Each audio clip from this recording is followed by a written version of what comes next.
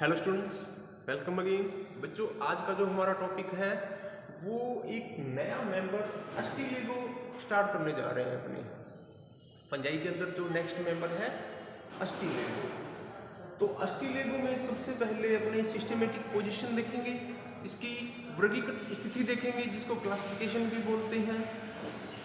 Ustilago की अगर systematic position देखें, वर्गीकृत स्थिति देखें, तो अस्टिलेगो का जो किंगडम है वो है माइसिटी। डिवीजन इसका एमेस्टिगोमाइकोटा, सब डिवीजन इसका बेसिडियोमाइकोटिना। अस्टिलेगो की जो क्लास है, वर्ग है, वो है बेसिडियोमाइस्टीज। बच्चों वेरी इंपॉर्टेंट, बेसिडियोमाइस्टीज।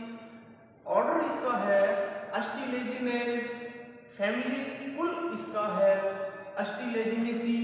और इसका जीनस वंश जो है वो है अस्टिलेगो। और इसकी अनेक प्रकार की स्पीशीज पाई जाती है। अगर वर्ल्ड लेवल की बात करें तो इसकी लगभग 400 लगभग 400 प्रजातियां इसकी पाई जाती हैं, जिनमें से इंडिया के अंदर 100 से ऊपर इसकी स्पीशीज ओनली इंडिया में ही मिलती है, भारत में मिलती है। बच्चों, अस्टिलेगो जो फंजाई है, इसकी जितनी भी प्रजातियां हैं सभी की सभी कैसी होती हैं? पैरासाइट होती हैं, परजीवी होती हैं। अब पैरासाइट का अर्थ क्या है? परजीवी का अर्थ क्या है? परजीवी का मतलब अपने फूड, अपने न्यूट्रिशन, अपने भोजन के लिए दूसरों जीवों के ऊपर निर्भर रहना। तो बच्चों, ये जो अस्टिलेगो की ऑल स्पीशीज जितनी भी प्रजातियां पाई जाती हैं सभी की सभी कैसी हैं? पैरासाइट है। अपने पोषण के लिए, न्यूट्रिशन के लिए, भोजन के लिए ये दूसरे ऑर्गेनिज्म के ऊपर पूरी तरह से डिपेंड रहती हैं, निर्भर रहती हैं। ठीक है। और अस्टिलेगो का एक कॉमन नेम है, सामान्य इसका जो नाम है जिसकी वजह से यह मशहूर है, that is also called is smut fungi. इसको क्या बोलते हैं? स्मट फंजाई या कंड कवक भी इसको बोलते हैं। तो अस्टिलेगो का जो कॉमन नाम आपसे पूछ सकते हैं एग्जाम के अंदर कि अस्टिलेगो का कॉमन नेम क्या है, तो आपका आंसर है कंड कवक या स्मट फंजाई। स्मट कंड इसको क्यों बोलते हैं? क्योंकि अस्टिलेगो की सभी जो प्रजातियां हैं ये पैरासाइट है, दूसरे जीवों के ऊपर ये निर्भर रहती हैं फूड न्यूट्रिशन के लिए। तो बच्चों डेफिनेटली ये क्या करती हैं? रोग पैदा करती हैं। डेफिनेटली क्या करती हैं? जिस जीव के ऊपर पैरासाइट के रूप में रहती हैं, जो इसका होस्ट होता है, जिसके ऊपर ये रहती हैं बच्चों, उसमें ये डेफिनेटली डिजीज यानी रोग उत्पन्न करती हैं, रोग पैदा करती हैं। और वो जो रोग है किस नाम से जाना जाता है? कंड के नाम से जाना जाता है। स्मट के या कंड के नाम से जाना जाता है। जिसका कलर कैसा होता है? ब्लैक, काले कलर का इसका ये काले रंग का ये हो सकता है। बच्चों, अब ये जो डिजीज है, जो कंड जो डिजीज है, ये किस में पैदा होती है, यानी इसका पर्पोसी कौन है? अगर अपने इसमें देखें तो जितने प्रकार के भी अनाज जो अपने यूज करते हैं, सीरियल्स, धान्य अनाज जितने भी अपने डेली रूटीन में यूज करते हैं, जैसे मक्का, जैसे जौ, ओट्स जिसको बोलते हैं, मैंने यहाँ पर आगे लिख रखा है, जैसे गेहूं, वीट, जैसे जौ, मक्का, जैसे जई, ठीक है, जैसे गन्ना, ठीक है। तो इन ये जो प्लांट्स हैं ये होस्ट के रूप में काम करते हैं। इनके ऊपर जो अस्टिलेगो जो फंजाई है, पैरासाइट पूरी तरह से परजीवी के रूप में रहती हैं और अपना जीवन चक्र कंप्लीट करती हैं। और बदले में क्या करती हैं? पूरी तरह से जो ये प्लांट्स हैं, ये अनाज हैं, इनकी जो फसल है वो डिजीज यानी रोगग्रस्त कर देती है, जिससे इनकी जो फसल है पूरी तरह से तबाह हो जाती है, नष्ट हो जाती है। बच्चों, अगर अपने ध्यान से देखें, जैसे गेहूं, आपने इसकी मैच्योर फसल देखी होगी, जब गेहूं की बालियां निकलती हैं, मक्का की बालियां निकलती हैं, जौ की बालियां निकलती हैं, तो मैच्योर बालियों के ऊपर आपको ब्लैक कलर का जो पाउडर दिखाई देगा, काले रंग का जो ब्लैक कलर का जो पाउडर दिखाई देगा, वो अस्टिलेगो के स्पोर्स होते हैं, जो मैच्योर होने पर वो क्या है? ब्लैक इन कलर, काले रंग के हो जाते हैं। और यह चूर्ण ही क्या कहलाता है? ब्लैक कलर का चूर्ण ही क्या कहलाता है? इसको समट या इसको कंड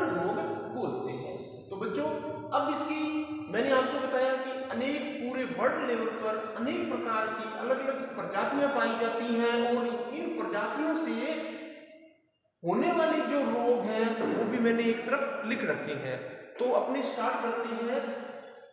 यहाँ पर ये फंगस के नेम है और ये फंगस से होने वाले रोग हैं। अलग अलग पादपों के अंदर, अलग अलग प्लांट्स के अंदर अलग अलग प्रकार की डिजीज यानी रोग ये पैदा करते हैं। तो बच्चों, Ustilago न्यूडा variety tritici, Ustilago न्यूडा variety tritici, Ustilago न्यूडा जो है इसकी जो वैरायटी ट्रिटिसाई है ये लूज स्मट ऑफ व्हीट, गेहूं के अंदर लूज समट जिसको बोलते हैं अनावृत या इसको सलत भी बोल सकते हैं। तो गेहूं के अंदर अनावृत या सल्तकण रोग पैदा करती है। इसी प्रकार अस्टिलेगो न्यूडा की जो वैरायटी होर्डाई है ये loose smut of barley, barley यहाँ क्या है जो, बार्ले का मतलब क्या है जो, तो जौ की फसल के अंदर सल्तकण रोग पैदा करती है। इसी प्रकार Ustilago avenae loose smut of oats, oats बच्चों जई को बोलते हैं, जई का सल्तकण रोग पैदा करती है। अस्टिलेगो साइनोडोंटिस ये जो फंजाई है लूज समट ऑफ दूब ग्रास, जो लॉन ग्रास बोलते हैं, जो घास के मैदान होते हैं, जो उसको दूब घास बोलते हैं, साइनोडोन डैक्टिलोन, इसका बॉटनिकल नेम है साइनोडोन डैक्टिलोन। तो दूब घास का लूज समट रोग ये पैदा करती है। इसी प्रकार Ustilago maydis loose smut of maize, maize यहाँ मक्का को बोलते हैं, तो मक्का के अंदर लूज समट डिजीज पैदा करती है।